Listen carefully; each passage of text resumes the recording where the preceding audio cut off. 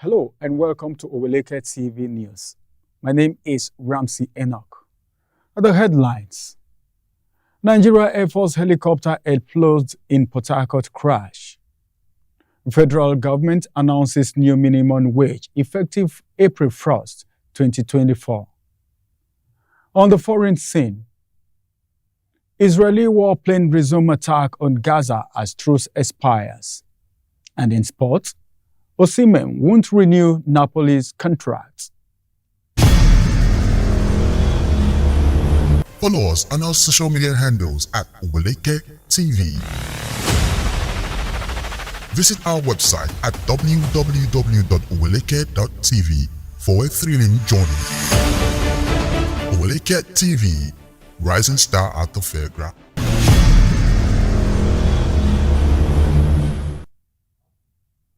Welcome back. Now the news in details. A Nigerian Air Force MY-35P helicopter experienced a crash and explosion at the NAF base in Port Harcourt around 7:45 a.m. today. The incident occurred as the aircraft was undertaking a mission against economic saboteur in Rivers State. The specific details leading to the crash are yet to be determined, as eyewitness at the NAF base reform reported hearing a thunderous sound, followed by a thick flame, prompting concern about potential casualties. In an official statement, Air Commodore Edward Gabquek, the NAF Director of Public Relations and Information, confirmed the crash, noting that the helicopter had taken off for an operation targeting oil thieves. Fortunately, all 5 individuals on board survived the crash with minor injuries. The NAF helicopter crash raises questions about the safety, protocols, and operational challenges faced by military aircraft during missions against economic sabotage. Investigations are underway to determine the exact cause of the incident.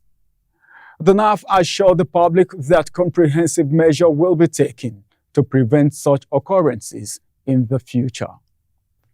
In commemoration of the World AIDS Day, AIDS Healthcare Foundation, that is AHF Nigeria, has reminded the world that the fight against HIV/AIDS is not over. Antonia Nwokolo has the rest of the story. Every year on December 1st, the globe marks World AIDS Day, a day of unity to show support for those affected by HIV and to remember those lost to AIDS. Despite significant progress, there are ongoing challenges in the fight against HIV and AIDS, including insufficient funding, a concerning annual rate of 1.3 million new HIV infections, approximately 630,000 deaths annually, and a lack of prioritization in lower-income nations. As part of the World AIDS Day activities, the AIDS Healthcare Foundation Nigeria organized a commemorative walk from Berger Roundabout to the AHF Nigeria country office in Jabi. This event aimed to honor those lost to AIDS-related illnesses, foster global unity, and emphasize the importance of community efforts and actions. On the auspicious occasion of the 2023 World AIDS Day, the House of Representatives Committee on HIV, AIDS, Tuberculosis, and Malaria Control heartily felicitate with all Nigerians as we acknowledge the incredible efforts that has gone into the fight against AIDS, tuberculosis, and malaria control.